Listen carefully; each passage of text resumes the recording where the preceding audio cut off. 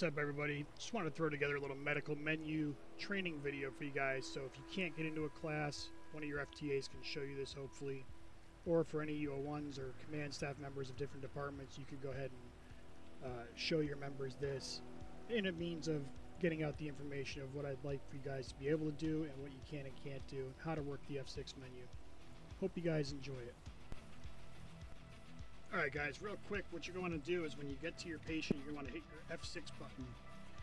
And when you're in this menu, you're going to see all the different options you could do. If you hit the little three people up here, it's going to pull up anybody that's around you that's injured. So you can see Fire 903 FAR is right here with me. So when I click on him, you'll see he's got these dark red spots. White means there's no injury. The light red, like this one on his right arm, is not major.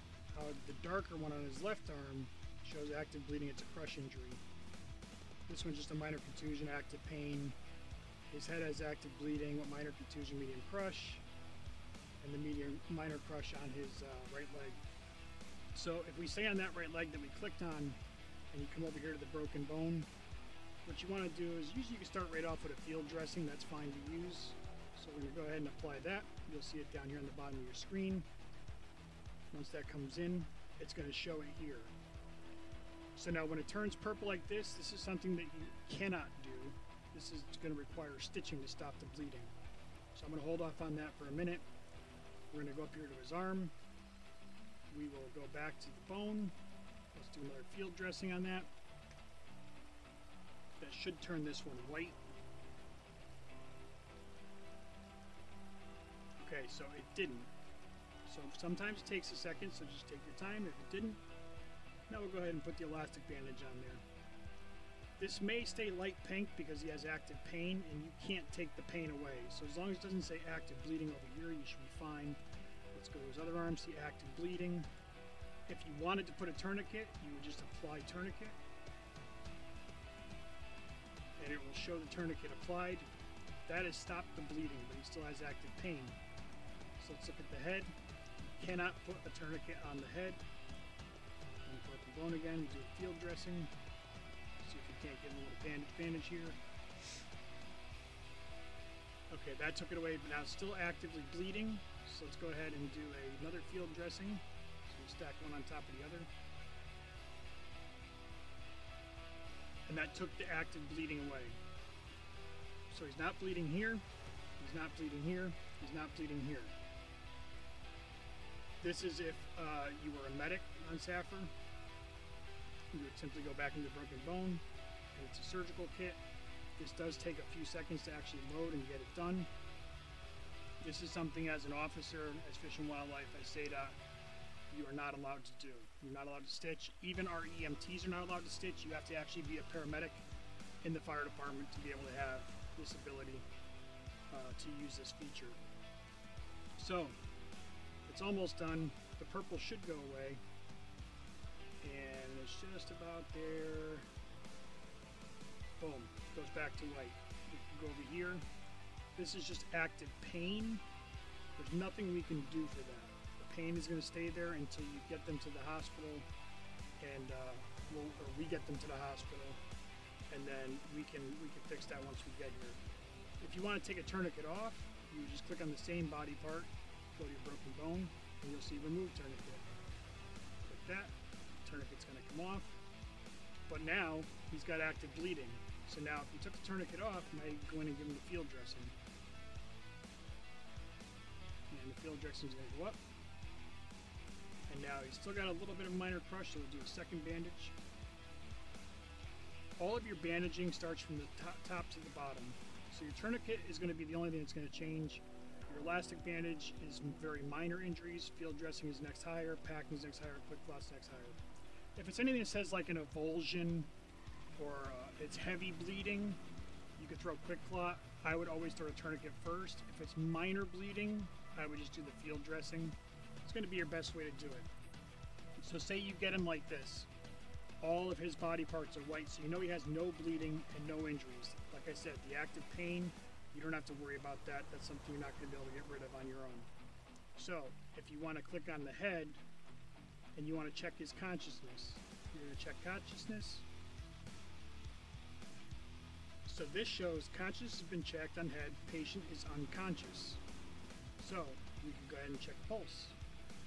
Now it's going to measure his pulse, and it'll also tell you what his pulse rate is.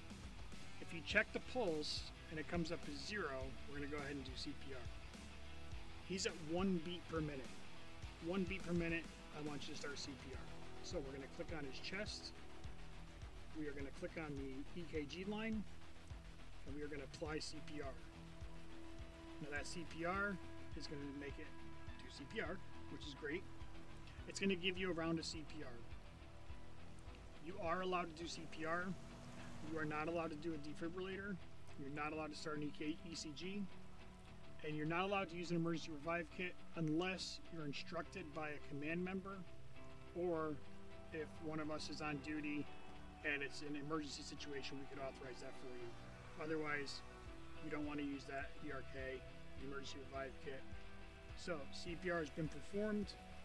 We can click on the chest again, or sorry, the head. You can check his pulse again. Let's see if CPR worked. He hasn't been down that long, so it may work. But if it didn't, we're going to have to take a look again, maybe do another round of CPR. So he's 0 beats per minute, so he's still technically dead.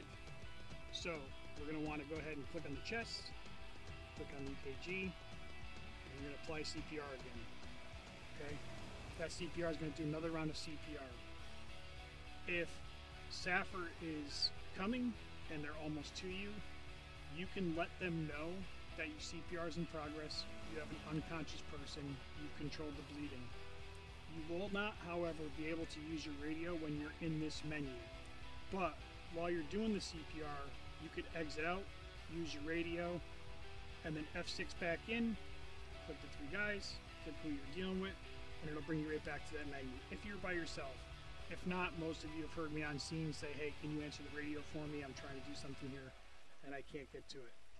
So, SAFR comes on scene. We're going to roll up on this patient. Hey, what do you got? Hey, we're doing CPR on him. He's got 0 beats per minute. We controlled all his bleeding. He doesn't have any injuries, but he's still unconscious with no blood pressure. Technically, he's dead. What SAFR is going to do is if you just finished CPR, they're going to click on the chest. They're going to hit this, and they're going to apply a defib. You're going to hear this go off. You want to make sure nobody is around when you're doing it. You're always going to hear us say defib and please. So that is gone. As soon as we do that, we're going to instruct you guys to apply CPR again. While you're applying CPR, our medic's going to start his ECG. The ECG takes slightly less time than CPR, so it's a good time management thing. You're helping the person by doing CPR. We're helping by getting the ECG set up. In our eyes, this is what we're going to see. So we're going to go ahead and do the round of CPR now. And like I said, this takes quite a bit. And if you notice at the bottom right of the screen, you see the taskbar moving up while you're doing CPR. When that gets right about to where the R, where it says normal radio, you're going to want to tell them, hey, I'm 3/4 of the way done. When you're 3/4 of the way done with CPR, the medic can actually start the defibrillator, and you'll be clear of the patient before that defibrillator goes off. We don't have 2 people right now, so we're just simulating. Yeah, I would have started it. He's going to go ahead. He's going to hit the defib. We're going to give him a shock.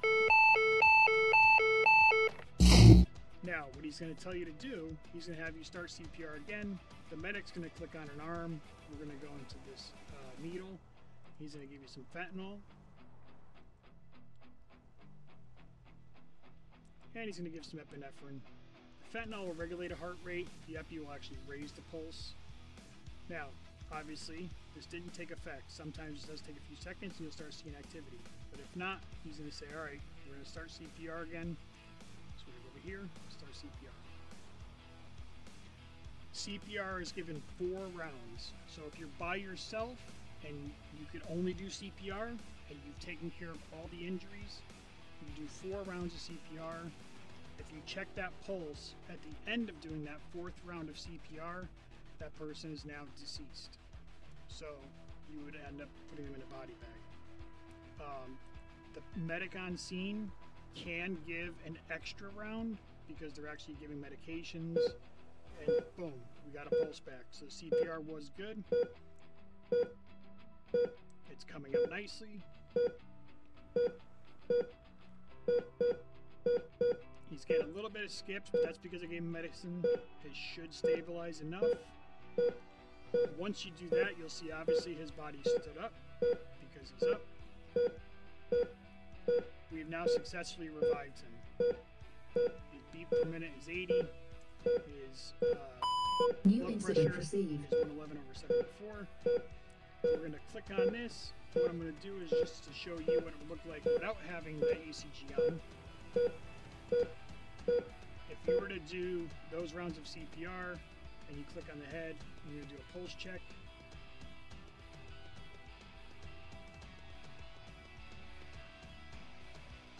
And his pulse check should come up right over here, and it should show that he has a good pulse right now, 80 beats per minute. That's absolutely perfect. If you would like to, you could check the blood pressure as well. You're not really going to have a blood pressure cuff on you though, so I would stick to just checking the pulse. But just for demonstration purposes, I'll show you what it looks like on our end. So we're checking that blood pressure. He's 111 over 74. That's pretty good for me. Now, if you were bringing him to the ER, what we're going to do when we get here is transport is complete. You're now at the hospital. We've stabilized you enough to transport you. We're going to go ahead and give you that ERK. So what we're going to do is we're going to go this way. We're going to give him the ERK. This does take a little bit of time to do. Again, this is not something I want you to do. And if you look, anybody that you work on, we know if you've worked on them. It shows everything you've done for this patient. So if you do the ERK, the Emergency Response Revive Kit, you'll know you did it. So please don't use that unless you're at the hospital or, like I said, in emergency situations that one of the medics or one of the SAFR command can grant permissions for that. The ERK has been done. If I go back over here, I can check his consciousness. The patient is conscious. He is completely fine now. Perfect. Now, you may say, what is this up here where it says none not set? You could click this. This is going to be your triage tag. If there's a mass casualty incident and you have a couple of officers down and the one officer that's still checking on them can go around, if you look and say it's maybe a very light pink on one of the arms, not terrible, you throw a tourniquet on it, you can hit this green, and what it's going to do, it's going to put this green arrow above his head. This lets us know that he's not that injured. So if we came up and say he was going to need CPR or he was really shot up, you would red tag him. That's going to put a red tag above his head. That's going to show us, hey, that patient's got to be seen first. We're going to head to that person first before anybody else. So again, it goes down the line from none to basic to an intermediate level per se. You know, minor, medium, and serious. None is not set. That's how you would take that little icon off. I'm not sure if it'll let me do it because he's not dead. But if you were going to body bag him, you've done your 4 rounds, you would click this little guy with the box and it'll say place in body bag. When you place somebody in a body bag, most of you have seen it because most of you have died. It'll show you on the ground and you are to wait until somebody lets you know it's okay to respawn. If they're going to RP that scene out, you want to make sure that that body bag is still there. If it is a PED, that's a little bit different. The PEDs, you have to make sure that they have an ID of a person before you put them in a body bag. And basically, that is your basic medical script. I hope you guys enjoyed it. I want to thank Mr. Farr for helping me out here and being my test subject. And we'll see you guys out there.